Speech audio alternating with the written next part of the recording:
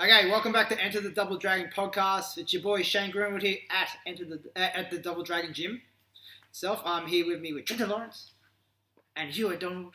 Hey. How are we today, fellas? Fine. Fine. It's chilly. It's cold as. Yeah, it is getting a bit cold nowadays. No. I've got the meat sweats. I just made like tandoori chicken. Oh, Cooked it myself. nice goodness. I had to inhale it though, 'cause it took longer than I thought. Oh, yeah? I was like shoveling it in.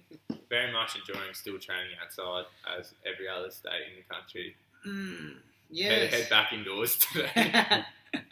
Well, that's it. It's like, New South Wales, we're still stuck outside with no word what's going on. Like Gladys says she's going to hint at something this week of a date, maybe. Give us a go, Gladys. Yeah, Give us a go. She's not a gym person, is she? I'm pretty sure. Nah. You can go to the pub and get pissed, but you can't go to the gym.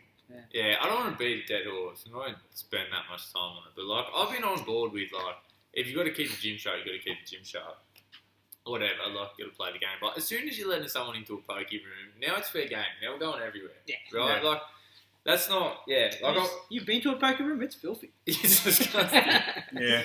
So it's like, I mean, like, I feel like it's cool. We've been locking. If you're saying then we're going to continue social distancing and stuff, if that's the expert word, then whatever, we just got to get on board with it and keep the gym sharp. But as soon as you're saying, like, pretty much what I'm saying is, as soon as you let people smoke, drink, and gamble, like, go places just to do that. Yeah. Okay, now we're just saying everything's off. Pretty much. Like, why is it prioritised in this order? Mate, like the antics they get up to in a pub, how are you going to keep all these gross people apart, to be honest? Like, I'm down with whatever the fuck you want to do in a pub. That's fine. I'm not criticising that. I'm just saying if that's allowed now. Yeah. You're going to see more fights in the pub than in this gym. Yeah, let me come and kick the shit out of my friends again. Well, Gladys. like, went over the left bow today and guys sit down and eat from there, but they're still not allowed to use, shared, utensils there. But I think in the pub, what, you have to bring your own schooner? Is that Yeah. fill her up, mate. Maybe all plastic cups. Plastic cups and just throw away. Yeah. Oh, no. Actually, I haven't even thought of it. Are they doing plastic cups? I don't know. I don't know, because like I said, Tony over there, he can't even use his own cups. He just goes, he's still doing takeaway cups, Yeah. but, making more sandwiches than anything because we're not using knives and forks. I was joking, but now it kind of makes sense. Mm. I don't use it. I don't want to use reusable glass. Also, I'm pretty sure this year, we've had everyone using Keep cups for their coffees. I think we undid all the saved coffee cups. This year with people fucking. Although I've made most of mine at home. Because coffee, the coffee cups are non-recyclable, most of them. Yeah. Except for the lids. There have been a lot of fucking takeaway coffee cups getting used this year. I know. I must have gone through 2 kilos of coffee beans at home. Fair. Fair. I like coffee. All right, so going into combat sports stuff. So it's just only the UFC at the moment. I think there is some boxing happening pretty soon in the US. Submission Underground was on today. And that as I well. saw that notification. In a wheat silo somewhere. That's what he keeps saying. That's what Charles Sonnen keeps saying. Somewhere in Idaho. Yeah, somewhere in a wheat property. silo, located in none of your goddamn business. Yeah. Who fought today on that? Craig Jones and Wagner Holscher. Oh, yeah? How'd that go down? It was kind of anticlimactic. It was submission. He went into overtime, and Craig Jones made him tap with rear naked face crank. Nice. It was a choke, but it wasn't in a great angle. But just kept squeezing it until he got the tap. Yeah, he didn't react. Even Charles Sonnen was saying it, and I was thinking it as well. It's like when Craig Jones had him he had the body triangle locked on. He had him with the rear naked face crank, but he didn't have this. Rocha didn't have this sense of urgency, like he was trying to escape or anything like that. He's sort of just taking his time and moving a little bit. I'm like, dude, he's gonna tap you. That's gonna hurt. And he did eventually. So It was like Wagner, he's probably just used to all that kind of shit. Because his style as well, in grappling, it just leans on the rough, dirty kind of stuff. I wouldn't say it's dirty. It's just he does things where most of the time, if you did it in a jiu-jitsu class, it'd be very frowned upon. Yeah, he plays it right to the very brink. Yeah, he'll take it as far as he can without actually breaking any rules. He'll use his head to put pressure on you, but it won't be a headbutt. Yeah, it'll just be pressure. Doesn't he have his own little weird submission as well? He's called it the snake or something. Oh, I can't remember. Which everyone just goes if you do this to me, I'll fucking punch you in class. Oh yeah. Yeah, that's kind of how he rolls. He was rolling like that in Polaris. It was borderline MMA. Yeah. But Yeah, he's still interesting to watch. Yeah, and it's like if it's submission underground, I'm pretty sure like they're just like every event. Craig Jones. He hypes. Chael Sonnen hypes Craig Jones so hard. Yeah. He's the best grappler on the planet. Some people disagree. I don't know who you're thinking of. Probably Gordon Ryan. Yeah, but I think probably Gordon Ryan's got too high of a price tag now. I think Sonnen. that's what he was implying. He was like saying Fair. he's a bit expensive. Whatever. I was like, he can manage it if he wants. And like he said, he goes, I never have to compete again. I'll just do seminars. It's like, got DVDs and shit. Like, I'm making bank. We had his little retirement for a bit. Yeah. Let's see how it goes. So over the weekend, though, there was some UFC action that happened. And I only watched the main fight. I didn't watch the rest of the card. Did anyone else watch the rest of the card? I probably was on there for the last 3, but as I have discussed here, I'm doing my best to watch the UFC while it's on. Not to look my nose there was nothing else on. Yeah, I watched the whole main card, but when the heavyweights came on, yeah, you went and folded the laundry, I was looking at surfboards. I want to buy a surfboard, so I was looking that up. Yeah, but my patience was already tested. But what's that? Quarantillo. What are those dudes' names? Yeah, Spike was one of them. Yeah. This fight was just like, I'll look up the actual. It was really heavy on grappling. I mean, like that. It was just a spazzy fight. Like it was just like a whole lot of like running around and. Look up their actual names. There wasn't like one dude there like kind of controversial, like Brock Weaver. Like he was in some dogfighting thing, was it? And like he missed weight. There was a catch weight at one. There was it 150 or 160? There was a catch. Did I dream it? I don't know. But this was sure Billy Quarantillo and Spike Carlisle, which is a fucking creative character from the UFC. That's a stock character's name. Yeah. That was where I got on for, but like I don't have any technical analysis other than it was spazzy. But also, like, did you see this clip that Spike heard the 10-second clapper and got up and just walked back to his corner, and Billy Quarantillo just chased after him, and Myrtle Grunhart versus Haruka. We cocked him around. It wasn't illegal. We cocked him around here, but from behind. It wasn't illegal. It was like 100%. Like, why would you not do that? No, sorry, it was legal. It wasn't back of the head or anything. But the guy, when he heard the clapper, I think he thought it was the whistle or buzzer or whatever they're using now. And he just got up and went, that's the end of the round. Oh, shit. And he copped one. I said, you don't stop it until the ref gets in between you. You go, it's done. It's like, but I don't really, I actually think he was just trying to buy a few more seconds of rest. Like, he controlled that round. Yeah. And then, was in top position and just actually pushed up, grabbed and walked away. And it was pretty obvious the fight hadn't stopped. Like, the ref was gesturing to continue. Yeah. And then, he just, like, there was a couple of seconds of stun, like, what the fuck's going on? And then Quarantillo just went, like, wait, fuck. Just literally ran across the cage, as you should. But that's all I have to say about that one. He chased him down pretty hard. But there were so many submission attempts in that fight, and but not much control. It was back and forth. He got him in the triangle, and he pulls out of it. Quarantillo catches him in a triangle, and he stands up and pulls out of it. And then he goes back into it. No. But he just couldn't lock it on. He was doing like that front triangle, but he couldn't cut a corner or get an angle on him. So so he couldn't finish him. But it was weird. So instead of position before submission, it was submission before submission. Yeah, it was just throw on a submission and hope for the best. It was an all-pace fight. Like Spike Carlo ran out of literally ran out of the gate. Like just one of those ones. But there was heaps of submissions. Like I think there was a special on rear naked chokes. Yeah, there was quite a few of those. Yeah. The only one I saw that made any news was like Mackenzie Dern's one. Supposedly she might have got one of the first leg submissions in women's for UFC. Yeah, knee bar. Yeah, she worked away. She just controlled her pretty well from her back. And when she got hold of the leg, she put like a equivalent of a body triangle on the leg, but it was deep, so the knee was right through. Yeah. So her opponent's knee wasn't Hannah Cypher's. Her knee was past the knee line, so she couldn't pull her leg out. Yeah. But she didn't react the right way. She should have stood up or tried to clear it immediately, but she didn't. And Dern sort of cranked it. She hugged it real tight and cranked it on for a knee bar. But it was a good one. But I wonder how many people do train leg locks in the UFC, because you look at, like you said, she just reacted wrong to it, and then you look at someone like Ryan Hall versus BJ Penn, same thing.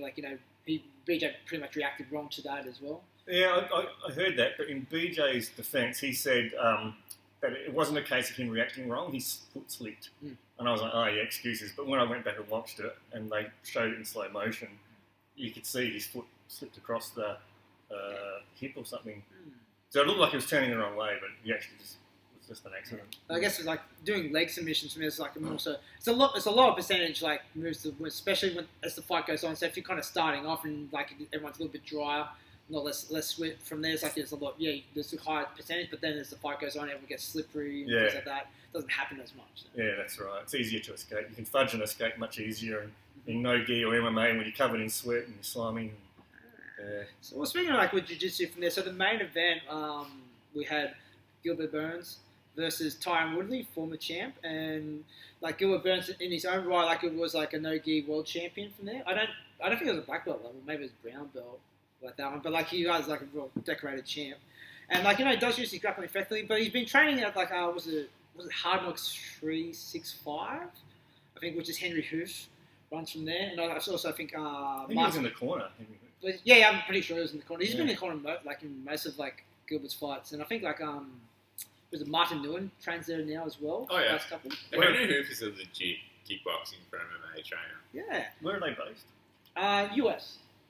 It was But Florida. I'm not too sure where. Hoof was Florida because Hoof was he the Blackzilian striking coach? Yes. Yeah. He was part of Black. Yeah.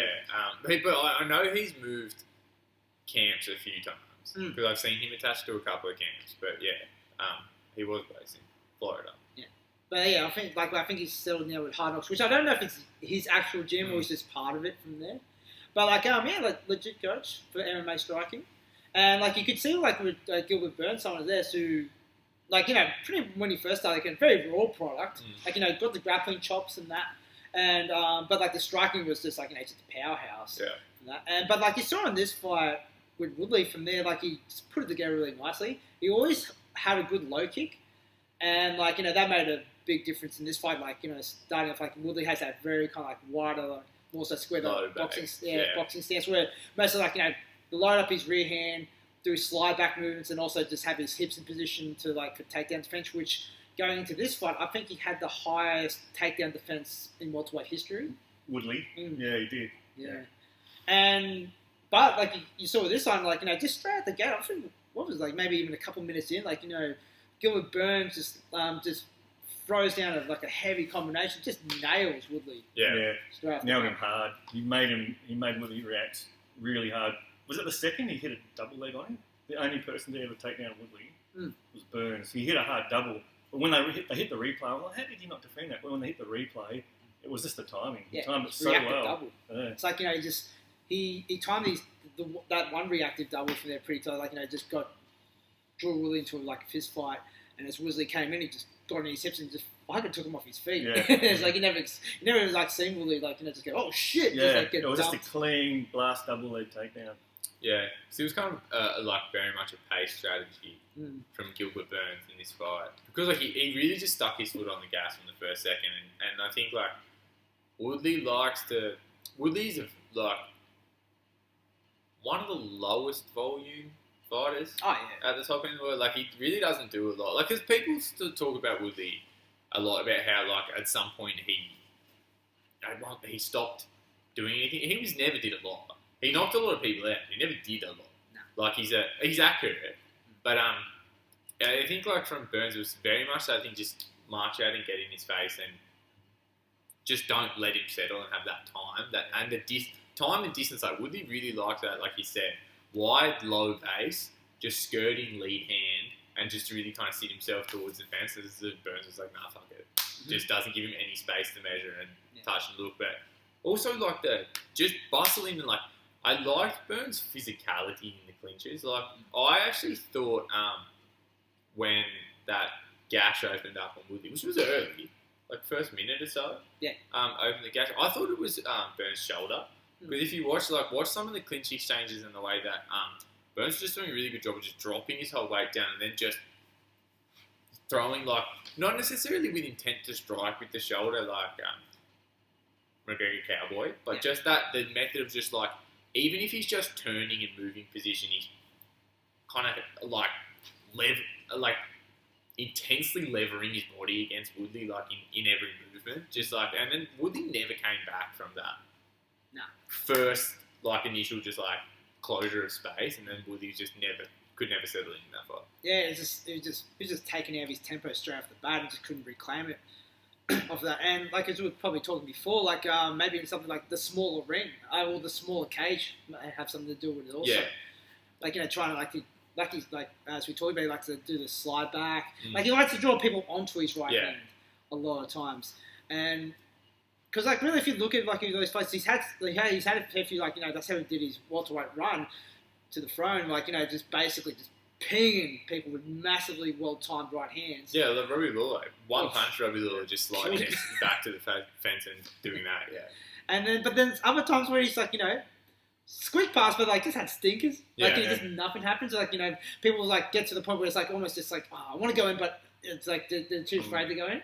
And like the same with like Gilbert Burns, I liked him being physical. I liked him when he was entering in most of the time from there. He had his like still had his eyes, but he just leading with the crown of his head. So if he was going to wear the right hand, it's the top of his head. Yeah, it's not less likely he's going to like get knocked out that way, and probably like. Good way, like trying to bust up Woodley's hands also in the process. Woodley was really hunting for those finishing shots in the later rounds. I think he knew he'd lost the first three. Oh yeah, there's no way. Like even his corner, like you can hear like, which is always interesting nowadays, listening to the corners and that because you can hear everything they say, or you can also hear Michael Bisping going in the background and they go, oh, oh. Yeah. It's just so vocal and it's just a weird time. Yeah, but Gilbert Burns put on a great display. He like really cemented himself, and it's also I think one of those moments of like the passing of the torch, whereas like Woodley, Damien Mai, which like Gilbert Burns knocked him out previously. It's like there is a big changeover now, whereas like off the top of my head again, it's like you got Jorge Masvidal, you have Leon Edwards, you got Gilbert Burns, Kamaru Usman, Kofi Covington, this whole new breed of like fighters in there where basically their skill sets are pretty good everywhere. They all have their own little certain thing they do more, but in general there's no kind of like ultra lacking part of the game, especially in welterweight. Yeah. But like that goes into the thing now where really like, it's like until borders open up internationally and that, like, let's explore into like, fantasy matchups going from that one. We'll stick on the UFC because we're just on that vein at the moment from there. So if you kind of look at like the welterweight division from there, there's like a lot of great matchups to be had. Even underneath in 155, there's also like a plethora of awesome matchups. Something like, I always find like, in terms of what I've been liking recently from there and just pure kind of beef-wise also, Jorge Masvidal and Leon Edwards. I think that's the fight. Yeah. That's like the fight I want to see. And it's probably like, a fight that would have happened like opposed to like everything getting closed down as well. I like Leon Edwards, like, I really liked it because like, he's kind of striking in the clinch sets him apart. Whereas like a lot of people, especially like, like you think about the Woodley generations and things like that, when you wrestle, they only think, okay, we're wrestling now. And opposed to really like, Leon Edwards, where it's like, we're wrestling, but as soon as I know my elbow's free, I'm just going to tonk one in, or use my knees, or like use my striking a bit to kind of get more advantageous clinching positions. Yeah, Leon Edwards is actually one of the best elbow fighters in MMA right now, like reactive elbow fighting. Like, not a lot of people actually throw elbow. I wouldn't say that the elbow, like there is no real elbow game in MMA, barring ground elbows, like raining them down. But like, you don't see that many people throw elbow. But Leon Edwards has a really nice hand control, mark and elbow kind of game that it works really well. Like it's just beautiful transitionary striking. Is it like if someone's pressing in to engage a kind of a wrestling exchange, kind of just stripping down and elbowing works. He makes that work really well. Yeah. And then, like, when I look at the other side of the Jorge Masvidal from there, like, what I've really liked to finish, like, almost seeing these transitions again.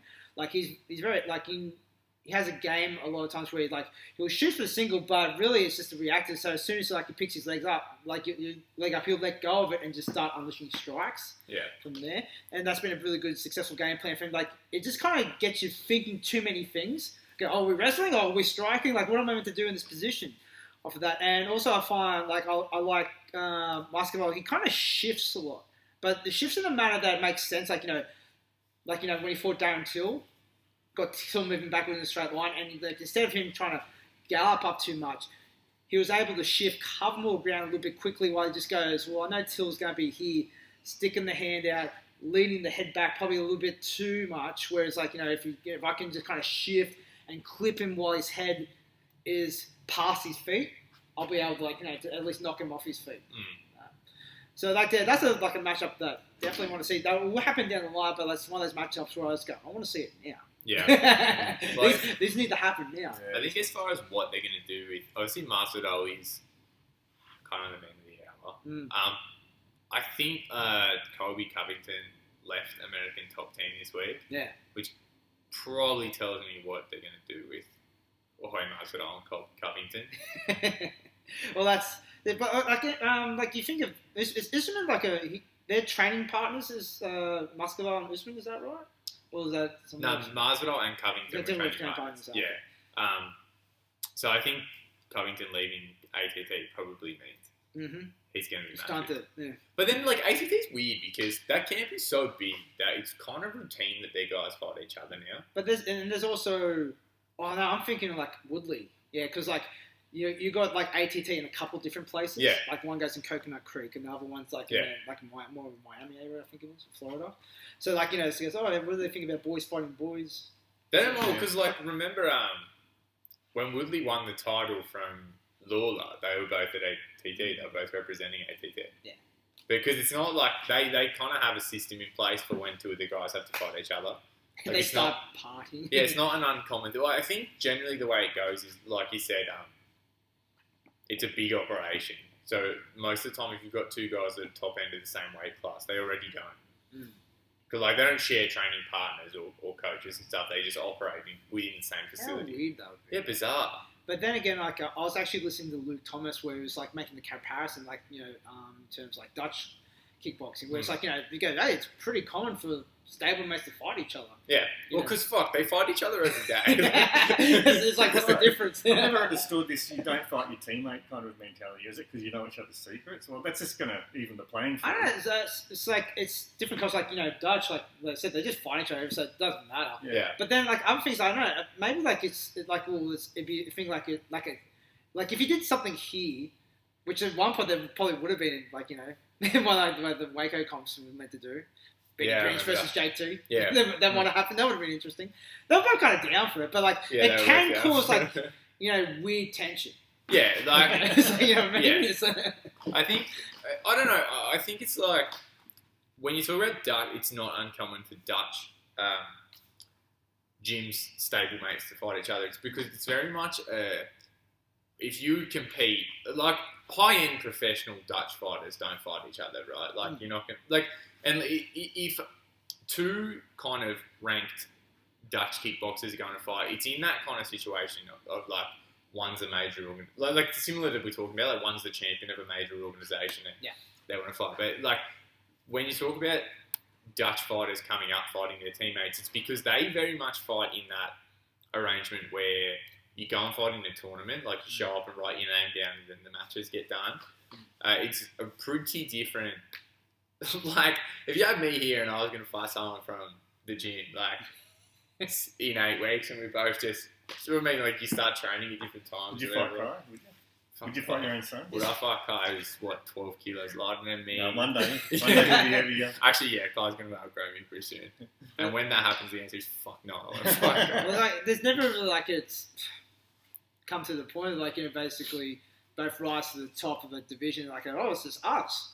But like you said, if it's in a tournament fashion, then it's like, you know, whatever happens. If you both put your name down for a division, it's like, nah. Yeah, because what I think the thing with like Dutch gyms is they really prioritise just fighting a lot when they're young and amateurs. So like they don't care if like their mentality is a lot more. If you go to the comp and your only options of fighting are your own teammates, then you just fight each other. It's better than not fighting at all because it's just like sparring because. It's also that idea that, like, when they're amateurs, you don't care who, like, they don't, like, no one, they don't know their amateur record. They're 200 fights. Like, no one gives a shit. Like, because you just fight. Go and get your rounds. And when they're professionals, it's a little bit different. But, yeah. They're still doing jiu-jitsu tournaments at the high levels, like the professional final close-out brackets. Like the coach will decide who's going to take the gold, who's going to take the silver, or I don't know, make a gentleman's agreement. I actually don't like it. I thought it was really cool how Gary Tonin and Gordon Ryan fought each other at ADCC, even though they trained together so closely. Yeah.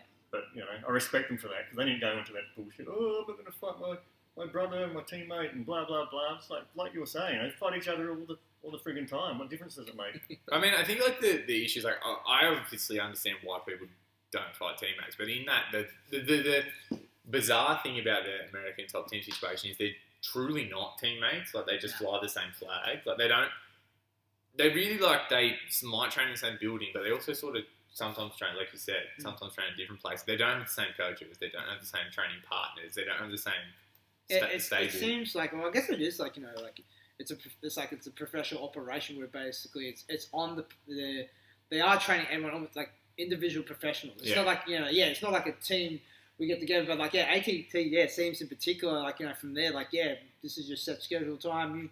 We might train with other people, like, for sparring things like that, but really, they do get all their own work done with their own specific coaches. Because, that's really different, like, and some of the top teams are still, like, compare that to, like, City Kickboxing. That's one of the best gyms in the world right now. But they're a team. Yeah. Right? Like, there's, like, you're not going to get two of their dudes going, like. But, like, it's the other side of it's, like, you can't have a dude in your gym that would fight someone on the team, you know what I mean? Like, even if the opportunity came up, like, it's too... What if it's a real money fight, though? Oh, I mean, like, if it's agreed like that, like, hey, bro, do you want to fight each other for... Yeah. It'd probably be it'd come to a point that, like, you both recognise it, and then, like, it'd be almost like someone just going, it's like, I think I might go somewhere else. Or, yeah. Like, But if you think it's, going to be a possibility, because it's something, like, you just don't deal with in Muay Thai, because it's a much smaller scale sport. Like, lots of gyms have multiple guys in the same weight classes at the top end, but you'd never be in a position where you'd feel like they had to fight each other. But in MMA, it seems to pop up all the time. Like, if you have two dudes in the gym. But MMA guys are just drama queens as well. Like they want eyeballs. They want people to watch with all the drama. But even at local level, it's like, if you've got two dudes in the same gym that are both 70 kilos, it's like... What are you guys going to do? It's like, maybe fight any of the other thousands of people. Like, that's right. But like I was saying before, like, I like that as fantasy matchup. I like, let's go, like, kind of talking about fantasy matchup. It's not like, I'm saying, I want George St. Pierre to fight fucking John Jones. It's like when I think about fantasy matchups, it's obviously a match that would probably happen. It's like, let's like look forward to when shit's normal again, right? Yeah, like, let's not like go full fiction here and it's like let's do that. But Trent, do you have any matches that you see a possibility or would like to see? I was wondering what they're going to do with Gilbert Burns after yesterday's event, and would they give him to Cody? It's like we said with like Muscular, like we don't know. It's like, Cody can seem like you got a couple of options with him. I know. But what have they got going on for Kamaru? Kamaru, yeah, I'm not too sure. Like, it could be Muscular, really. Yeah. Because, like, I was looking at Tapology and I think he's ranked number 3rd. He's not going to get Usman, but if they give him to Covington, that's, I don't know, I think that's a reasonable matchup. Yeah, look, I don't know how, like, it would work. Like, let's say if you're trying, like, Gilbert Burns really set himself up as a contender here, and like, now he's top 5. Yeah.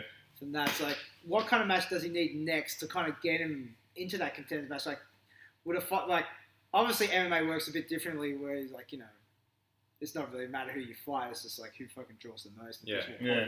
Like, would a match with Kobe and a win against him, would that put him against, like, let's say the winner of Masvidal versus Usman?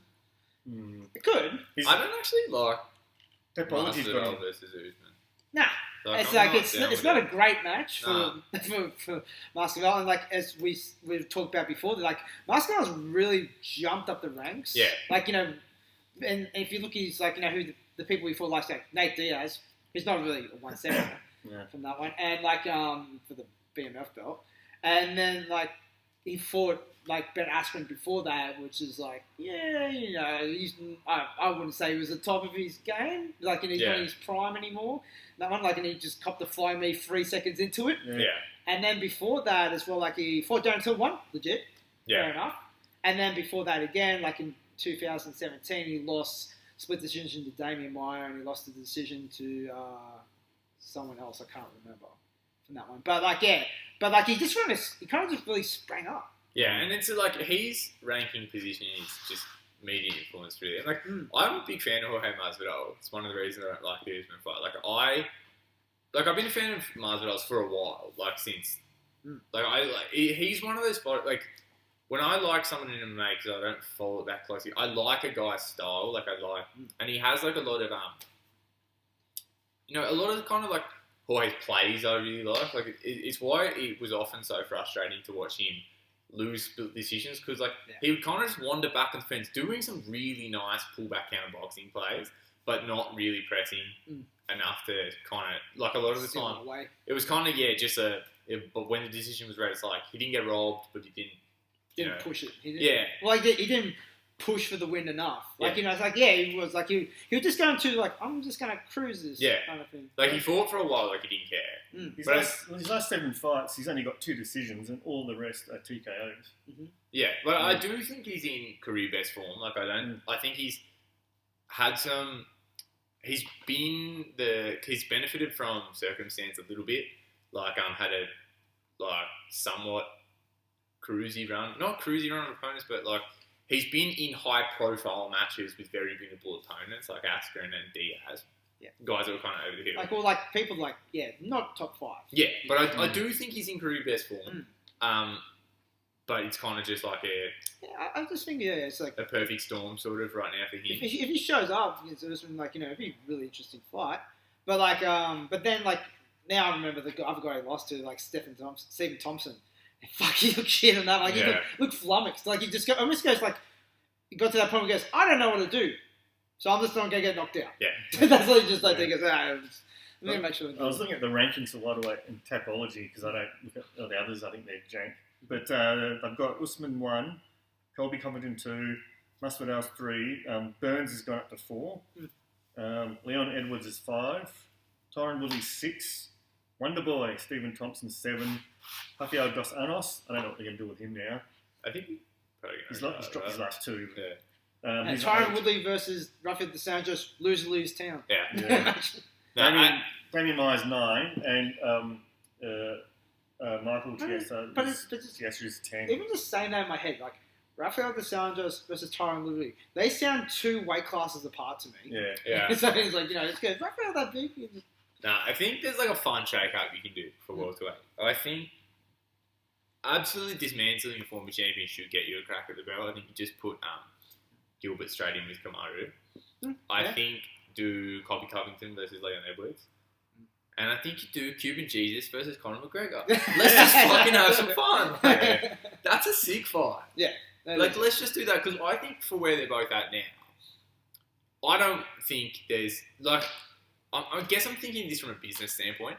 You don't gain that much from doing Jorge Masvidal versus Kamaru Usman. You put that's Usman, killing your product. you put Usman over is probably what you could be looking at, which is that's fair. I'd be down with that, and I imagine that's one of the ideas because Kamaru Usman right now needs someone that brings the casual draw in a little bit, which they've kind of they built Jorge to a really valuable position where his next fight will generate a lot of casual interest, and it's what you do with that. So I think give it from progress. Well, actually, he's been calling for another Nate Diaz fight. Yeah, and look, whatever. Just wants to get paid. That's but fine. it's also that apparently the thing behind the scenes is apparently he's already been offered Usman, and he's like, no, fuck it. Because Jorge Masvidal's been around a long fucking time. Yeah, I would not be surprised if he doesn't care at all about winning the title at this point because. You'd rather finish. It doesn't mean that much. Yeah, you'd rather finish with a few million in the bank than I don't know. I guess every person's different, but I think probably where he's at now after 40-something fights, he's going, look, let's make stacks and leave. Who cares about? Stop that BMF belt again. Actually, he has a belt as well. Dust it off with me and Mystic Mac. I think that's the fight because I looked at it from 2 sides. One, you'd really gain nothing from him just getting. Do you guys think Kamaru Usman would sort of just maul Jorge Masvidal? I think it'd be way too physical. Too physical, yeah. Too big, too physical, right? Maybe I'm wrong. Jorge could, because I haven't even really been paying attention to MMA, but like I'm just probably talking out loud. But I also think from McGregor's side, do you want McGregor? Like they're talking about McGregor and Kamaru as well at 170. Don't do that. That's even worse matchup. And like I think McGregor legitimately wants the Khabib rematch. Like I think he really. I think the UFC want it. I Yeah. think UFC are hemorrhaging cash and they're going to go But for a big money. I don't think you want to do that with McGregor. Like, because like a fighter's kind of selling value. It's just the way it works. Like it diminishes when they take a really heavy loss. Like McGregor's initial one against Khabib, and he's kind of come back and repositioned off of that. But if he gets back in with Khabib, and the same thing happens, which is extremely likely. Not necessarily a given, but it's quite likely. McGregor is now, he'll always sell a bit, right? But he starts to lose his luster. You got to think now, like he's been in the game a long time. Like how many more fights has he got? Yeah, and so exactly right. I think just doing something that's just outright fun, is better for where both of those guys are at. Like I don't think Well, I think there's definitely the BMF belt, like that just it opened up the portal of basically saying I'll there's do like whatever the fuck you want. we have proper title fights for certain divisions, and then we have another league of just basically we're just doing shit because it's gonna sell and everyone loves it. Yeah. And that's like Conor McGregor nowadays, that's where he's at, fucking street Jesus, holding a muscle bar. I'd watch that. No. And that's a good fucking match. Like I just like you point to like Masvidal's fight with Stephen Thompson. It's like that's a fight where I think Masvidal looks at Thompson in there and goes, "The fuck is this?" And he's not interested. Like I think certain styles interest him to fight, and like I think he's one of those fighters. Like the right, most interesting matchup for him really kind of gets him going. I think the way Masvidal matches up with McGregor is really good. Like that's a legit entertaining fight. So just do that. Definitely. Yeah, Masvidal versus McGregor. Like I think that, and stacks. also all the fights left over at welterweight, then they're still good. Like Gilbert Burns and Kamaru is a good fight. Yep. Leon Edwards and Colby Covington is a good fight. Look, welterweight in general is not bad overall. It's like like I said, the top five's new, and then you got the other top 10. They're fading now. It's like all like even Stephen Thompson and things like that. But I'm pretty sure like UFC most of the time is just trying to get Stephen Thompson. Like this dude he can have some really good knockouts, but he can also have some awesome stinkers as well. Yeah. Well, I was staying on the UFC. Is there any other matches on MMA that's been looking good? That is like for fantasy matchups. You want to talk about Jones and Ngannou?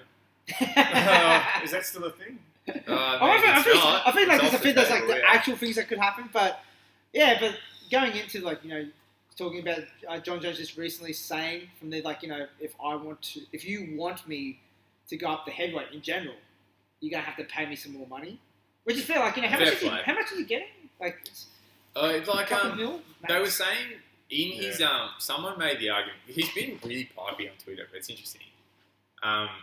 Someone said like, why are you complaining about money? You make $5 million a fight. And then Jones said back like, yeah, I make $5 million. Yeah. But I want more. And it's like, I mean, I don't know, I guess it's like an athlete of Jones' stature in any other sport makes a lot more than that. Right? Like well, it's like, you gotta think about like what you get paid, like is $5 million like for any others, like $5 million. But then you can't think about what he brings in terms of talking to me like pay-per-view guys, and he was comparing himself to Deontay Wilder, which is like a little bit less than Deontay Wilder, but overall more consistent, and probably like actually more numbers as well, which is still kind of criminal. You think about like Deontay Wilder still doesn't gather that many buys for someone that's exciting as him, and and is in the space like all these fights in the US also. Yeah, because that was apparently the drama here is apparently Jones, just put out, if I'm going to heavyweight, I'm getting super fight money. And Dana said no. And then there's an argument that Jones asked for $30 million. And Jones reckons he didn't ask for a number, he just said he wants more money, which just kind of opened up one of these debates. I feel like Jones is making reasonable arguments here. Because, like you say, if you do the numbers of comparing how many pay-per-views Jones sells and how many pay-per-views Deontay, because the numbers you get for the US, they're not globally. Like, they're pretty well on par. And Jones has had a lot more, like you said, pay-per-view main events, like big, highly billed pay-per-view main events. Like, he's made as much money for the UFC, probably more money for the UFC than Deontay Wilder has made for his promoter. Yeah. But, like, Jones isn't getting the fair slice of the pie. If you're looking like, as we said, like what the athletes are getting in total for like whatever the UFC make and profits, like 9%. Yeah. And just go, it's like no wonder they're asking for more money because really, they deserve more money, especially like these top end guys from there. So like it's like where's the rest of the cash going to? What, building fucking performance centers in China? Yeah. That's like a. It's like I don't flying Epstein Island in case. Yeah. But it's very well documented that the UFC doesn't pay what they can pay. Yeah, and the only people who are going to come out and like Jones has done the thing where he's like, I'm not fighting again, and he's saying, do Dominic Reyes versus Yan for the light heavyweight title on ESPN. And you go, I'm good. Yeah, he's like, take it, okay. And he says, I'll sit on the sidelines until you need the Izzy fight, and then call me. That's what he's saying. He's like, I have enough money. Yeah, I can.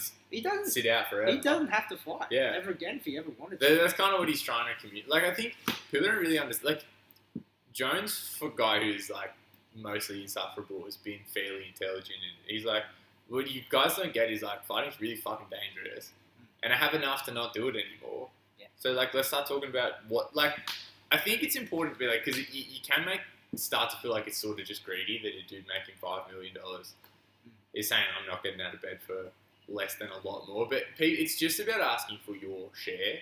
Yeah. Which is like, this is how sports is. Like, but even like you talk about like the $5 million a fight, like Jones is like a Michael Jordan level MMA fighter. Really, like he's one of the best to ever do it. Yeah, like had a hard one in his last one. I think he might be throwing all this stuff out in the Twitter universe just as a negotiation tactic. 100% he is. I mean, Dana White's always just like, well, fuck them, they get paid what I think they're worth and that kind of thing. But really, it's going to start reaching the point where they start getting paid what the market thinks they're worth. So if they're hemorrhaging cash like they are and people are hungry for sports, maybe that puts them in a good position just to sit back and say, you want me to move up? I think we can talk about. Yeah. Well, it's really obvious, what he's doing, but it's just like, it's people of Jones's stature that need to drive conversations like this one. Yeah. Because, the fighters aren't getting their works in that company. I don't think one or Bellator could afford him. I don't think so. Well, has he got like bare knuckle boxing? Reckon they offered. He's still on bare knuckle. Reckon they offered Mike Tyson $20 million. That check will bounce. Yeah, for sure. Homeboy, do not take that check to the bank. My skills just like he's like, I tried to cash that check. We're on the subject of fantasy fights. Who are they going to give to Tyson now that he's buff and he's full of HGH? They want him against Vanderlei Silva with no gloves on. Oh yeah. Fuck yeah. What about the boxing? Because who would he fight in the boxing? Well, like there's no one actual concrete. Like they're saying Evander Holyfield, but god damn, alright. But if you're gonna do something, do two old boys. Like I have no interest in watching. Like what I heard was Tyson versus Holyfield in a 3 or 4 round exhibition fight. If you have to do it, do that. Yeah. Right. Yeah, it's like it was him or like the other name in front of him was Shannon Briggs. It's like you just get all these old Jack TRT dudes. Like yeah, sure, I'd possibly argue Shannon Briggs is too young. And like he's actually being active, like in some form, yeah. Oh, does he? He's in his 40s, but like he's been still actually active. He's been winning, Yeah, right. That one. Like I only really want to see if I'd rather he not do it, but if he wants to, if he wants to, yeah. Like he's looking good. Yeah, he's looking good. He's looking damn good. But if Weed does that for you, fucking sub me up. But yeah, I in that situation feel like just do old boys because I think he wants to do it for charity as well. So like fair enough. Yeah, do 2 old boys for because I don't want to see someone like you got all these people. Actually, I know what they're gonna do. So Tito Ortiz. Oh yeah. Tito. Just always has to throw his hat in the ring. He's such a dickhead. Let's do it. Well, they both have a bad back, don't they? Tyson's was spinal, Oh, and Tito, he's got permanent back injury or something. But Tito's quote was like, I think they have. He's like, no, he said first of all, I've already been called about fighting Tyson. Oh yeah. Nah. And then he said, I think it would be the biggest combat sports spectacle of all time. It's one of the all-time greats of MMA versus an all-time great of boxing. This would do double the pay-per-view buys of Mayweather versus McGregor. No, would it? Like, Yeah. Like, who are all these fucking people? The only time it would do it if, if there was no other sports, like if the UFC hadn't gone back on and they did this fight, it probably would get close. If you made it $5, yeah, and it'd still do it wouldn't do anywhere near. Like I couldn't put a number. Like I don't even reckon I would do. If there was nothing on, that could probably do $1 million buys, right? Because there's a lot of old Tyson fans around that would watch that. And if there was nothing on and it was cheap, but fucking shut up. Because there ain't too many old boys out there that probably been training even for a 3 or 4 round fight. Yeah. Like say Evander Holyfield, but man, you heard Evander Holyfield speak? Yeah. It's like that's I don't. It's like he's not speaking words. He's just fucking swearing. Man. Because it's one of those things as well. Like if there was something pretty ugly happening in one of those fights, it'd be you'd feel dirty watching that. Like this is something you don't get. Imagine watching a legend just die in the ring. It's the thing about how rabid fight fans are. Like they're like, fucking Tyson's training again, he's back, and I'm like, why do you care? Like, just stop it. And they're like, I see in the comments people being like, man, Deontay couldn't take you, Tyson. Fuck off, man. It's delusion, isn't it? It's like that's the thing where this is where Bellator makes their money. Fight fans have no concept of people getting old. Like people talking about when they did Royce Gracie and Ken Shamrock again, they're doing the stats like when they last fought, they did this. They were in their fucking 30s or 20s then. Now Ken Shamrock's walking to the ring with his fucking grandchildren. There's literally no point in looking at this fight like it's this is a new fight. It's not a rematch anymore when they're that fucking old. But MMA fans still like them. Like Tyson could be 80 and they'd still be like, look at what he did. He's still got it. He can still make a comeback. That's sad. It is. But same thing. It's these times now when you get people are, you can see it getting starved, absolutely starved for something. The NRL just came back with. I watched the NRL again last night. And it's just weird. It looks good, but you got all the fake sounds, the fake crowd noises. Didn't really sound obvious. But but it's one of those because you look at the stands, there's no one in the stands. But but then again, I don't know. Maybe it does make it better because if you're just playing you're just watching the footy on TV, but there's no crowd. It's just so you're just watching a ball dribble across the line in total silence. That's right. It could make it a bit weird, but Cameraman, you hear him clapping. Or you can just do what they did in Korea, just have sex dolls in the stands. Yeah, that's so cool. They're in Germany, in the German footy league. They're just having you pay $20 and it goes to charity, and they put the cardboard cutout of your face in the crowd. Oh yeah, that's a cool idea. Yeah, they put the money in the charity. That's a funny idea. But you see it in Belarus as well. They just said fuck it and just never stop playing football. Yeah, no crowds. They let the crowds in as well. At one point, it was the only sport on in the world. Oh, true. Which is Belarusian football. Any active sport league in any discipline. A bunch of just sport crazed Aussies are getting up to watch the games, and because obviously it's the only thing on sports bet to gamble on. Oh, yeah, true. So people are just starting to follow Belarusian. The supercars are still going because they're all just playing the electronic. Yeah, I saw that. Yeah, that's not too bad either. It's pretty real. They do a lot crazier shit. There's so many pranks and rolls, and let's go. Yeah. Did anyone follow World Boxing Superseries fights? Yeah, I saw that. How does that work? Well, they did. We'll do a legend tournament. At one end, you have, Ali, Foreman, Butterbean, Tyson, Lennox Lewis, and they're fighting so say they go 8 rounds or something. And they all get knocked out within 2 rounds, because no one wants to watch that shit. No. Yeah. But it's I'm watching it going, I watched the bit one, I go, nah, I'm not that hard off. I don't need to see this. But this has been a time of a lot of innovation. Like, you got to come up with ideas. And it's driving, obviously, in the working world and stuff like that. Like, this is just kind of signaling a lot of change is going to stay. But with innovation comes a lot of shit ideas. And there's been a lot of shit ideas too.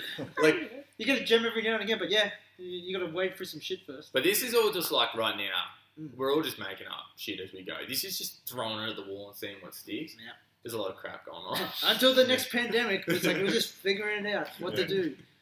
But like, let's go and still going to the fantasy matchups. We'll leave the MMA realm for now. But like, look at someone like One. Seem to be like what they're doing at the moment. They're buying people. Yeah. But they seem to be buying people. Like, obviously they really try and trump up their MMA things. But like, it seems like now they're going to go. You know what? Muay Thai, kickboxing from here. There's some really great names going at the moment from that one, and they're snapping people up. Yeah. It's like, it's like we were saying before this, it's like, I don't know what Glory's doing. They're just letting all these people go? Like, well, I think the thing with Glory, like we were talking before we started recording, was like, Glory have a style of fighter that they want to succeed, and it's obviously they like kickboxers rather than Thai boxers because it has a style that you can market a little bit better to your desired fan base in kickboxing. It's that more lots of hands action style. But they like the European stylists, so the Dutch stylists and sort of the Morocco Gregorians and stuff of the world. But they also really want an American stylist to come through. And that's been I haven't watched Kevin Bannerstrand that much. I've talked so much shit about him on this podcast. He's a good fighter or whatever. But they've just pushed him into title fights. It's not too dissimilar to what they did like Raymond Daniels. Raymond Daniels, same thing. These guys that have an American style, that comes from the long pants shit, because there's people still this is what makes me wonder about Raymond Daniels and Michael Venom Page as well. I'm like, where the fuck are you guys still coming from? Does this shit still exist? Which is whatever. This is a different sport, but I shouldn't have started so dramatically. If that's your style, that's your style, whatever. The problem is Americans, where they struggle is to get the experience that allows them to compete with guys that come from Thailand, even when they cross over to kickboxing. They can't fuck with that experience. And from Holland and Europe. But the thing that Glory has always done is they just don't give them the experience. They just shove them in. And then you just get these ugly fights between guys like Bannerstrand and Pete Panamaru because it's just gross. It's just And what do you think of the One rankings? I noticed a few days ago they've introduced them for the different divisions. Jank. Yeah. Yeah, because I like that they're doing rankings, but they were really silly. So obviously for one, I only paid attention to the Super Series rank. Did they already have MMA rankings before? Or I don't think That's so. I Um, couldn't find any of the heavy divisions. I only went up to featherweight and lightweight. Because there are no heavy. The guys. problem with That's why. the One rankings is you've got to rank kickboxing and Muay Thai. I like that they ranked kickboxing and Muay Thai because they didn't just do a striking rankings. Yeah. Because that becomes quite. Yeah, it's too hard. That's silly. But it's also they didn't have the numbers to bolster rankings in every weight class. So what you'd have is they would just use guys from the Muay Thai ranks in the a lot of guys fight Muay Thai and kickboxing for them. So you will have guys ranked in both, but they'd also just do they need to do for the kickboxing rankings. So just one Thai boxer who hasn't kickboxed for them will just be in the top 5 of kickboxing as well. It doesn't make really any sense. Okay. Just not to say that fill some seats. Yeah, not saying these are people that couldn't rank as kickboxers, but you they should haven't fought fight. kickboxing. You should Yeah, fight. so there's no point ranking them. Or even really it'd be dudes like Rocky that had come in and fought Muay Thai just the once against MMA, and he's ranked in kickboxing and Muay Thai. The same. Rocky could definitely rank in kickboxing. It's just don't you have someone else? That it doesn't make sense to put that in right now. Yeah. Well, it's I guess for now, with all the biases, they are trying to bolster the division, and it's good because the people that they're signing on are not small names. No, yeah. I'll get stuck into this 70 kilo. but it's mainly around the 70, 72 kilo or 70 kilo 70. range. Well, Yeah, 70. if they weigh them. Yeah, No, what I like a lot about One Championship at the moment is they seem to be really bolstering a kickboxing 70 kilo division and a Muay Thai 70 kilo division because you got like some of the big signings recently, I have them here. Sittichai, they ripped from Glory, who was the Glory champion until not long ago. It was kind of an interesting scenario there because he lost it in a squeaker to Mark Gregorian, who he had previously beaten 4 times. So like, it's like the laws of odds, isn't it? Like, he's gonna have to. He's got to get. He's an elite fighter. Like if you have him fight 10 times, he'll win one of them. Yeah, right. So I feel like Sittichai probably could have picked that title back up. Like he's beaten Marat 4 times. It's obviously not out of the question that. What are they going to do with signings like John Wayne Parr? Will he be like a super fighter or something like that? He'll be a super fighter. Like I'm interested to see because John Wayne Parr is one of the names, but he can't make 70 anymore. So.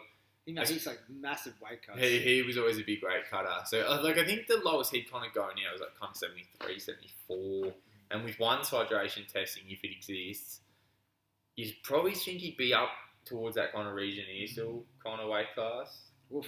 That's hard. Yeah. But like you said in the buzz, like which one have like he's got like Yod and Andy Sauer and like that, and there's a lot of matches there. I just go, look, there's probably like there wasn't too much talk. It wasn't too long ago where you were saying it goes, I'm kind of out of this shit because like I've got no hip. No hip, yeah. Look, Wayne Parr's never gonna like. If he can fight, he will fight. So I hope he's healthy enough to have a good go at it because I'd like to see him get. Obviously, a legend. I'd also like one to like just look after the man a bit. Yeah, but let's get a reason. Like I actually think. I don't know. Like I mean, I'd like to see him just in a good, entertaining stash. Like what's funny is like he just goes like John Wayne Parr versus Minowa Man. Okay, I'll watch that. Like I was thinking maybe the fight could be a forced fight with Yods and Clyde. Like Yods kind of like he's on the downturn, on the downswing a little bit, and like very experienced and has been at the top end for a long time, and they have kind of a bit of a series going. Hey, Lewis versus John Wayne Parr. Yeah, like to get 2 fucking Aussies. If that'd be cool. like Josh Thomas trying to push like do it in Canberra. Let's do things like that. You got 2 other Aussies here that But look, if one had a go at doing like an Australian show, and we started to really get those kinds of fights, because like a lot of Australian fighters that get to one, they're placeholders against Asian superstars. In the eyes of the one brass, right? They're not being brought in to win. A lot of them do, which is good, but they're not being, not really. You're not getting the superstar video package. You'll get your fighter A. But it'd be really cool to see one have a go at doing a show in Australia because Chachi said they're going to, but Chachi says a lot. And it'd be cool to see him actually start to put some promotional kind of energy behind Australian fighters. Then maybe we would, get a show here where you do a big Australian versus Australian fight. Yeah. It's like like they seem to be like they're banging that, but they also like over the past, like they are bringing a lot more Australians in, and it's like it's like in like for some of them, like obviously you just get a fucking rough end. From that one, but like really, it's like kind of annoying. Like there's still great talent, and like if you look at like it's a market you can build. Yeah, and also if you're in Asia, like you've got to appreciate kind of that whole Pacific region. Like I don't never understand like ones like we're going to America, But anyway, there's no point either though. Like if you're the market's not there. But also like we said, one are really building the Super Series. Like they're putting these dudes front and center. Like, and it seems like as time goes on, they're backing it more and more. Like to the point where you're tuning into more shows, and the centerpiece is Muaythai and kickboxing fights, and this kind of just MMA on the card.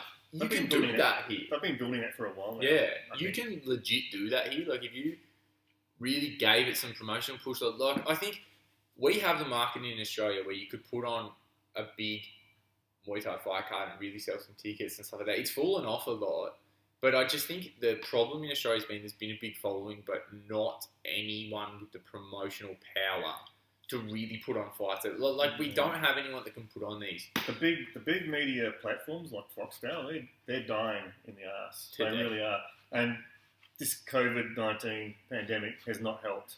So they're struggling. The only reason they're even still existing is because News Corp and Telstra and companies who have shares in them are pumping cash into them. It's like, well, cable's just a dead medium. Yeah. It's like, it's all about streaming. Yeah, it's all about streaming. Once you get a platform like Netflix or a platform like that starting to show sport, you watch. It'll happen one day. It'll happen. They'll start investing in sport like Disney did when they bought ESPN, and they'll start putting it on their platform. And they'll start.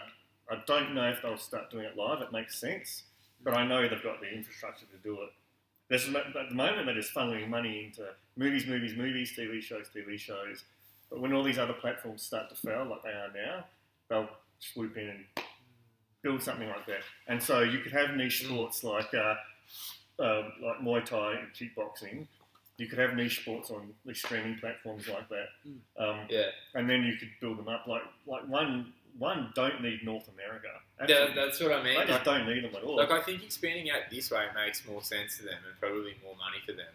Because, like, I think if you put some promotional backing behind it and you brought a show with a guy like Sittichai here and a biggest show in undercard, it would do well. Like, the Muay Thai, there is a lot of Muay Thai support in Australia. Like, when Rebellion's on, because Rebellion's the only real, not the only example, but probably the biggest example right now of, like, a show that puts on really compelling kind of, like, world quality cards here in Australia. People fly from all over the country when the card's worth it. People go, fuck yeah. If I want to get sports like Muay Thai and MMA into MMA is in the mainstream, but like I'll use Muay Thai as an example. If they want that to hit the mainstream, they've got to build up these big events, but then they've got to flood it out to get it onto eyeballs, and that's just not happening. Yeah. They need a big platform like Foxtel, which is, obviously it's dying, but their backbone is built all on sport. That's their cash cow. Yeah. So they need a platform like that to get it out there, because they used to show it. I used to watch it on Foxtel. Even the local events and stuff they used to show, and it's just all gone now. Yeah, it's that hard transition in that, like, Evolution, which is the show that was kind of.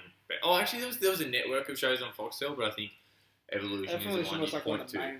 Yeah, because Ninja Fury was on Foxtel a lot as well. The thing was, like, it gained a lot of popularity in that there's this extra marketability for people when you can sit down in the pub and it just happened to be on, which is live streaming offered the same number of eyeballs, but not that same transferability of just star-making quality, because the only people who sit down and order a live stream are people who already know who everyone is, so it creates that kind of silo of only educated people watching. But yeah, like, one's obviously has a massive platform, and I think trying to just look, it's already doing a good job of putting, like, you look at like a guy like Josh Tonner who just gets in there and shows, like, hey, actually we've got talent. Top end talent down here if you just give us a run, and then really turning him into a star, and he's going to go and get. I know free to air TV have so many channels now. Like there's I think 10 is starting another channel this year coming soon. And they're always begging for content. And most of the stuff they show on these, like 7 Mays and 9 Go, and there's a new one, I can't remember what it's called. It's like a blokey one. They just keep showing Bear Grylls and car innovation shows. You could easily have a sporting platform on that, because I can guarantee you people just want to watch sport, especially on free to air. So you could easily put a bit of cash. You don't even have to have huge investment into a combat sport show, whether it's Muay Thai, boxing, or MMA. Or you can get more niche, because I have seen judo stuff on Foxtel sometimes when it's like a world event or something. You have grappling sports like quintet kind of events, things like that. You could have them as sort of a niche viewing platforms on free to air, but they don't have. They just seem to buy content from overseas and just recycle it. It's just no imagination. No, and that's why they're dying. I'll just run through kind of some more of these new signings for one, because this is sort of like, I think we do feel like now, in a lot of areas, but in sports as well and fighting, like, we're starting to feel like we're on the back end of this. Now, like, we're looking at things coming back. Like, we societally, I think it does kind of start to feel like we're building towards coming back. And like, one have kept announcing their signings all the way through, which is pretty good because it sort of just keeps that. It just keeps them in the people's minds. Yeah, and shows that they're still making moves. Like, it's easy to kind of go dead in these times. So you've got Sittichai coming in at 70 kilos, but this is what I love. They've also signed probably Sittichai as outside of. I mean, like, you wouldn't call Mark Gregorian a career rival of Sittichai's because it was like all 4 on the board for Sittichai before. Yeah. But Sittichai and Superbond are 2 of the top 70 kilo Thai exports in the kickboxing scene, and they're 1-1 against each other. Yeah. So I love that one's got them both, and I hope that's a fight we're going to see. But this is another thing about one's 70 kilo Super Series roster that's so interesting is Superbond and Sittichai were both elite level Thai boxers, of course. Sittichai more so than Superbond in the actual stadiums. Like Sittichai had a really, really top end run in the stadiums. They moved to kickboxing for opportunity, and they've both settled there and really stayed there at a high level. Superbond mostly fighting in China, and of course Sittichai fighting in Glory. Now that the option becomes to fight Muay Thai rules, do they do that? Like, I'd be really interested to see. Yeah, like like you said, it's interesting to see like and what will be the main driver for that. Also, like is it like more so like time to go back to my roots, or is one gonna offer me something? Just go, hey, you know what? It'd be cool if you just fucking elbow at each other for this amount of money, and then go okay. It's interesting as well because like really we'll focus on just Sittichai and Superbond signings here because to me they're the biggest ones. But now you flip it, like probably favours Superbond to fight kickboxing. Like he got the win the last time they fought in kickboxing rules, and has fought at a higher. They both fought at a high caliber at kickboxing, but Superbond probably more consistently against top end guys. Like Sittichai fought good guys, but a limited talent pool of them in Glory. Now you flip it back and you let them both fight in the original rules. Favours Sittichai, I think, as a Thai boxer, more highly regarded than Superbond was. But like, there's other options as well. Because if Superbond stays in kickboxing, I would fucking love to see Superbond versus Petrosian. It's like it opens up so much opportunities for expanding the field because after like the Super Series from there, you got a hold of some names that you never thought of, Sammy Sandor. Sammy Sandor's in there, yeah. It's but Superbond versus Petrosian. Sittichai and Petrosian too, but for me the one that jumps off the page is Superbond and Petrosian because I do feel I've always felt of Sittichai as a Thai boxer who was kickboxing, whereas Superbond I think of as actually really making the transition. He has quite a unique. Superbond's quite a fascinating stylist. He has this really, really long torso. Like, if you watch Superbond fight, his torso is weirdly long, but I think, they're just the rotational mechanics that come with his build. He's just got this, his range control is unbelievable. His ability to just keep fighters on just the end of just his shots. But also his ability to generate power off of, it looks like no effort. I remember watching him just thump his shin over the top of Sittichai's glove, and it wasn't like he really loaded, it's just that lift and touch, and then he's just got that no effort kind of dropping sort of thudding power. So yeah, Sittichai and Superbond, one of the big super fights I want to see, but also I want to see, it's just the options, because I want to see Superbond and Petrosian. Well, it's how if they expand the field this much again, are they going to run another tournament? Let's do another fucking tournament. It was good. It's been a while since I was, since they did, some tournament format that turned out pretty good. Yeah. And they did it in a way also, instead of trying to, the old K1 styles, trying to do it all in one night. Yeah, they spread it out. No, and it worked pretty well. Because, I want to see Sittichai and Petrosian too. And then you look at kind of supporting cast, you still got here Pet Moricott at 70. Now they have a Muay Thai world champion at 70 kilo. Yeah. So you got Petrosian at the top of the heap. He's the tournament champion, but I think that means you're the champion. Oh, whatever. Petrosian's wearing the belt in kickboxing, and Pet Moricott's wearing the belt in Muay Thai. And these guys have options across both styles. And then you look at the supporting cast, is Yodsen Klai still in there, Joan Hadawat. Yep. That's a very interesting fight for any of those guys. Sammy Sana, I have no fucking idea how Sammy Sana makes 70 kilos. That dude's huge. He is huge. But then you've also they've made some really high-end signings in kickboxing as well. So you think about that field, because this field I feel like pretty much all those guys we just mentioned, barring Petrosian himself, they could fight Muay Thai or they could fight kickboxing. But one has really gone into pulling for that pool of that sort of European kickboxing scene. They signed David Kiria, former Glory champion.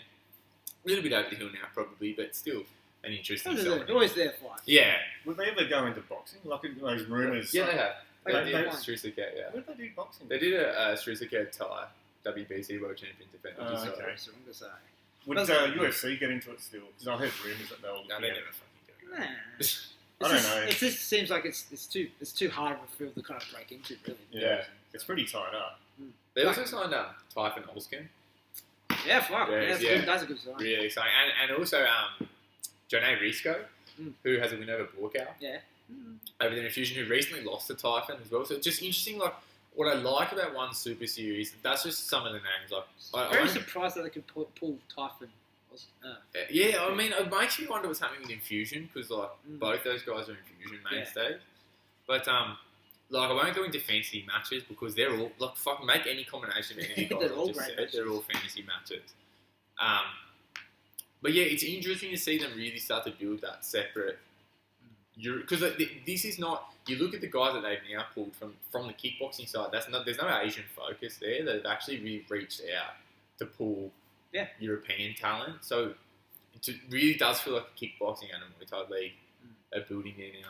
Yeah, a lot of interesting stuff. And it just kind of just seems, in particular, especially on that kickboxing side of things, like, you know, they just go, like, you try and do as much as you can within Asian conflicts, but they just go, you know, like, you know, this new wave of kickboxers from there is it's all European, and, like, you know, and even going into, like, you know, Middle Eastern, that also. I think it's smart. I think it's smart how they're diversifying different combat sports and not just focusing on one. And I think it's smart how they're getting people like champions from different regions, different global regions as well. And it's quite an interesting pool that Petrosian hasn't really been pulling from either. Yep. Like these 70 kilo guys that are in Infusion, these savages like Typhon Oskin, I'd love to watch him fight Petrosian. Like I mean, it's hard to really imagine anyone giving. And I've been wondering, like, Petrosian thing just goes, it's like, you know, how many more? Yeah, that's it as well. It's like I don't. It's like he's probably more than well off because he goes, I don't have to fight these. Yeah, just made $1 million like 5 minutes ago. But that's the other thing. If you're one, you paid $1 million for Petrosian. How do you recoup your investment? Put somebody over. Yeah. Who's it going to be? Next star. Yeah. Who's going to take the top position? Yeah, but yeah, I'm really looking forward to post-coronavirus one championship. Josh Tonno, Sam A. Everything's going on in the AIS arena. Canberra. Yeah. Yeah, I'll definitely go watch that. Fucking it's too close, like, not to, really, for us. Is there any other kind of fantasy things that had on their mind? Or? No, I got it off my chest. I can't think of anything off the top of my head. Yeah. Kind of a bit where we even like crossed into like bare knuckle boxing for a bit. I'll always bring it up a little bit. Like, yeah, I didn't think we were going to cross over there. Fair enough. Alright, if that's it, we'll call it the end then. I'll be top alpha versus Road He's like, get the fuck out of here. That's the only other one I was thinking about. Alright, cool. So once again, thanks for listening to us. If you're watching on YouTube, subscribe to it. Don't just like the video, subscribe to the channel. Yes. And share it with your friends. Yep. It's like the more sharing, the more caring can happen. And then you can also catch us if you just want to listen to us without seeing our faces. Spotify, iTunes, Google Play. Low key, I will transfer over to Spotify if they give me some fucking money. Just a power Joe Rogan move from that one. But like, you can also catch us on Google Play and all other podcast platforms. We're on Instagram and Facebook at Enter the Double Dragon. And we'll catch you next time. See ya. Us.